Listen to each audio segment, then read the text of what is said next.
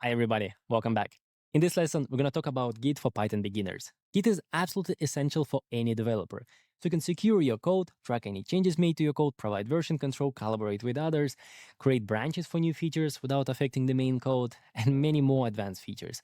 It's very easy to begin, so please do not skip on the Git. You don't have to be an expert to start using it. And imagine this, you can spend days working on your project, and then you can lose parts of the code by accident. And it can happen to all of us. And it's always because of some stupid mistake we make in a rush. Personally, I lost my code multiple times in the past and it was never fun. And the most annoying part is that I could have avoided that with just a few clicks. And that's exactly what I'm going to teach you during this lesson. And let's start with a general overview of what is Git, how it works, and then I'm going to show you how to actually start using it right away. So let's jump in. So first of all, what is Git? Git is a version control system that tracks changes in your code, so you can save versions, undo mistakes, and collaborate with others. Think of it as a smart backup tool with a time machine for your code. And to start using Git, normally you would have to create a Git repository, and GitHub is the most popular and free choice. And repository is just a fancy word. Think of it as a project folder on a cloud. The way it works, let's have a look right here. So you're going to start with your Git repository with just a folder on the cloud. Then you're going to take your project, for example, version 1.0, and upload it there. Meanwhile, you're going to keep working on the project, make some changes in the file, and then you decide to make another milestone or save or commit. There are different names for that. And then you're going to have project in the version 1.1. Then you can keep working again, make some changes. Then you make another save, for example, 1.2. The beauty of Git is that at any point in time, you can reference all the previous versions. You can see all your code state, all the changes, and you can also undo changes. If, for example, something worked here, then you pushed a new change, and then something stopped working. Then you can go back and kind of try again from this version. This way, you will always have all the versions of your code available, and it's super efficient. On top of that, you can also work in parallel. This is called branching. And for example, here you can create a separate parallel project.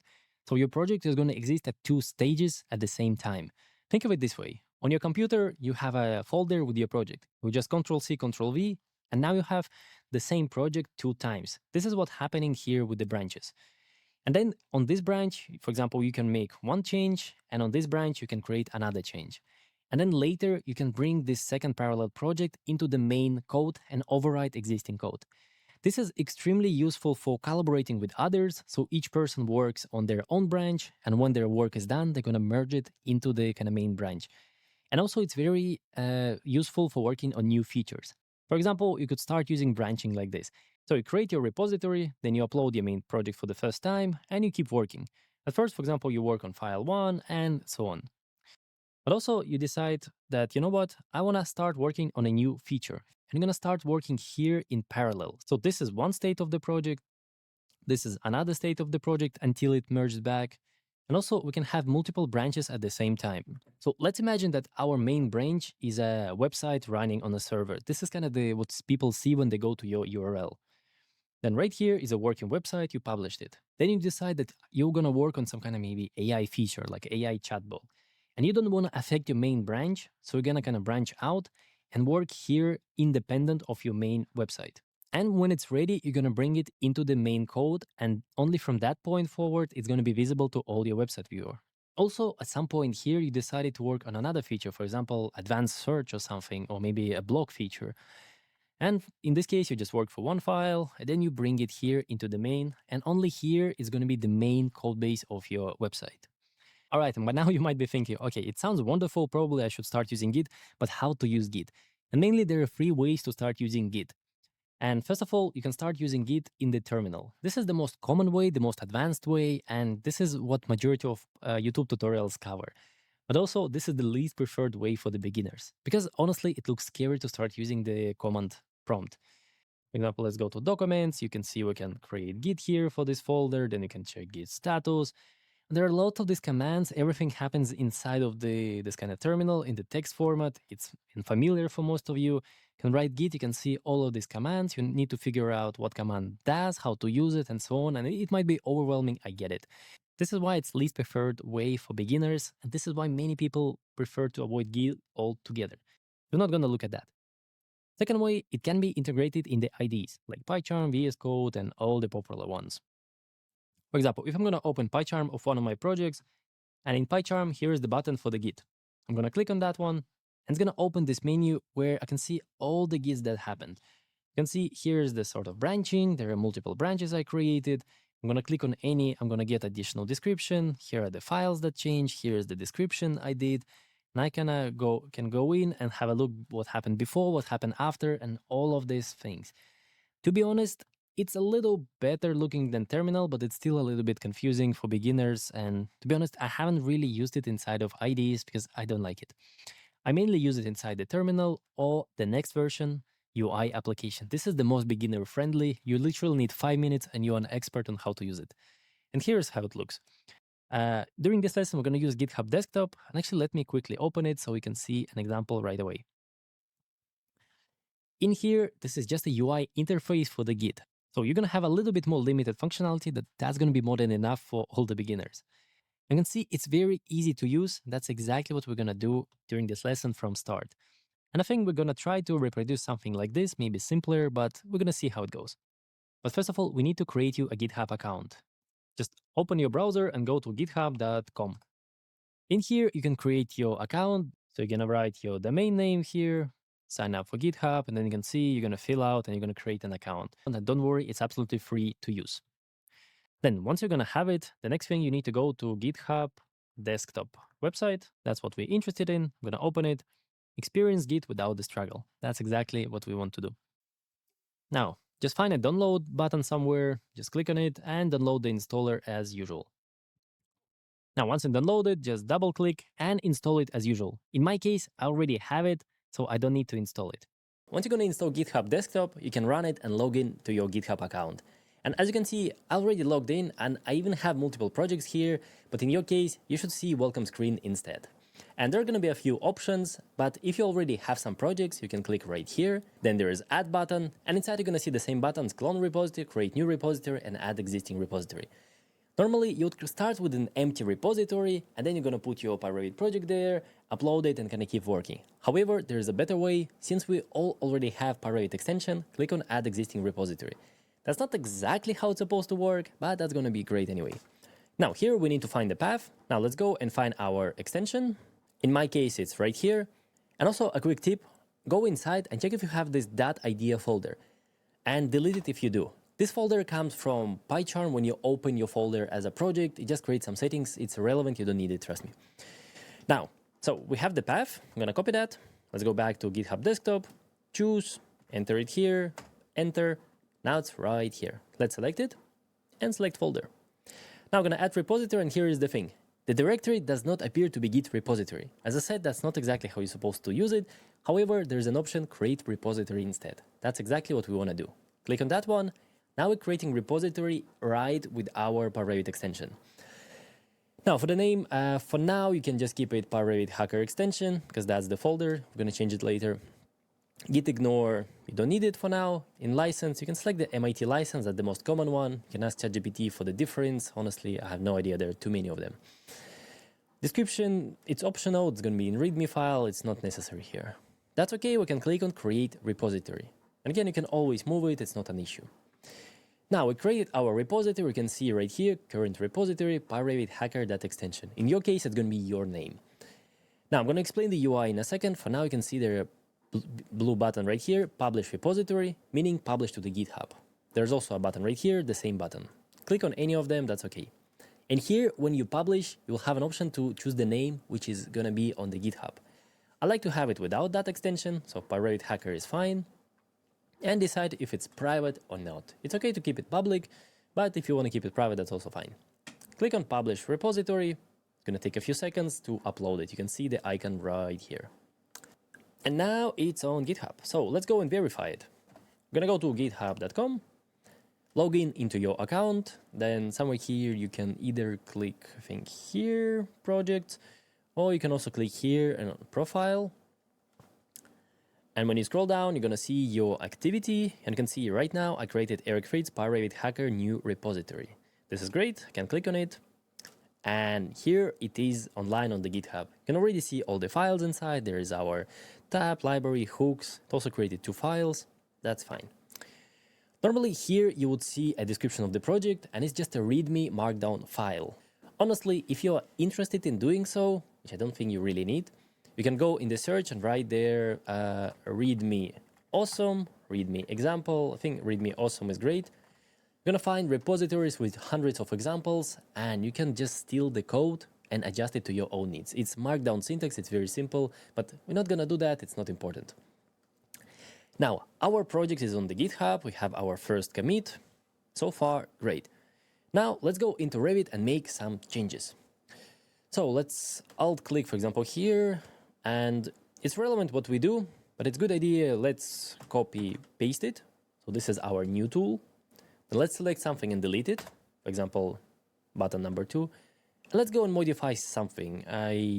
Honestly, I don't know. Let's go into script file. And I'm just quickly gonna say, I don't know, testing Git features, enter, enter, enter. Now, the idea is that you come here, you keep working, then eventually you wanna sync. And please sync as often as you can. Let's go back. Now, here's what's gonna happen. First of all, the .idea folder again was created by PyCharm. We don't need to put it to GitHub, we can deselect it. Then there are 3 colors. Yellow means modified, red means deleted, green means new. Very clear. You can click on each file and you will see the description what's going on. For example, these are all the code lines which are new. Oops. Then here, everything that was removed. And in case of modified, you can see the red is going to be what was removed and green what was added. So far it works great. In this case, you can see it's not yellow modified because, well, it's easier to show this was deleted, this was added. Now, there are many things we can do this. First of all, let's say that by accident we deleted something. We notice, we did not want to do that. This is why Git is great. Right click, discard charges. Or maybe we did not want to modify the name. This was, that was a mistake. Right click, discard charges, discard. That's it. Now it goes to initial state. If I'm going to open it, you can see again, button 1. So it's really great when you have a working tool, you try to do something, it doesn't work, you can go back, try it again. This is a very common use case. Now, if you delete it, that's fine. If you add it, that's also fine. All right, let's say that you want to sync it. How to do this? And this leads us to this box right here where we need to write the name or description of our change. Let's say update, I don't know, 01 or adding new button. We can also first add a new button. Let's do it like this. Commit. And we're also going to click on that one. We say removing another button, right? Now, when you're committing, you're creating saves locally. They're still not on the GitHub. You kind of accepted them, but you haven't sent them yet. Because you can see right here, there is push origin. This means take all your commits that you just made and send them to the GitHub.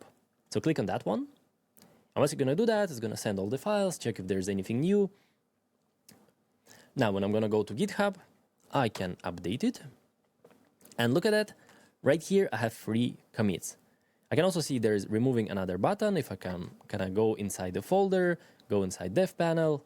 Here you can see adding new button. So everything is recorded. You have all the stages before and after. You can also click here on commits. You're going to see all the changes. You can even click on here to see what has changed. That can be really useful when you collaborate with others. Now, this is just the basic way to handle all your changes. You just save one state after another and so on, so on, so on. And this will be really great. Start with that one. It's not complicated. You can see it's very, very simple. Also, a pro tip, you can also set up this workflow on 2 machines. And for example, at first you work in the office, you make some changes, you send it on the GitHub. Then you go home and you would fetch all these changes from the GitHub. It's called kind of pull. Then you kind of work on them. Then you send it to GitHub. And at work, you bring these changes. So you have a way to work from multiple places on the same GitHub, and it's really, really useful. Now, another feature I really want to address, because that idea, I don't want to push it to the GitHub. It's really annoying, and there will be always files that you don't want to push to GitHub. And with this interface, it's very easy. Right-click, and then there is ignore file, ignore folder, ignore the format, this XML. In my case, I want to ignore this folder, and I want to ignore this one. Just click on that one, ignored. Maybe you want to ignore all the images. In case of pyRevit, don't do that. You will need images. I'm just saying that it's an option. I'm going to create git ignore file with a special syntax, and you don't even need to know the syntax because you can right-click, ignore, decide file, folder, format, and so on. Very useful. Now we're going to create git ignore. I'm okay with that. Commit, push. That's it. We made the change. That's great. And overall, that's your basic workflow. Start with that, get comfortable, don't be afraid. It's just like Dropbox, but with extra features for code. Very, very useful. Now, I quickly want to show you an example for branching. And many of you gonna feel like resistant to start it, but it's actually very simple. You cannot mess up either. It's not complicated. First of all, to do that, let's just go into your extension. It's gonna be way, way, way simpler. And since this is on our GitHub, let's create here a new file. Testing. I'm gonna go inside. Eric was here. Let's maybe make a few copies. Great, now we can see we have all these files here, have some files here. Let's get rid of that one. I don't really care about it. Now, let's say that you're working on a new extension, maybe on a new panel and so on, and now you want to push it to GitHub. But you don't want to push it on the main branch. It's just the files for you while you're in the work. In your case, imagine these are the buttons in specific panel.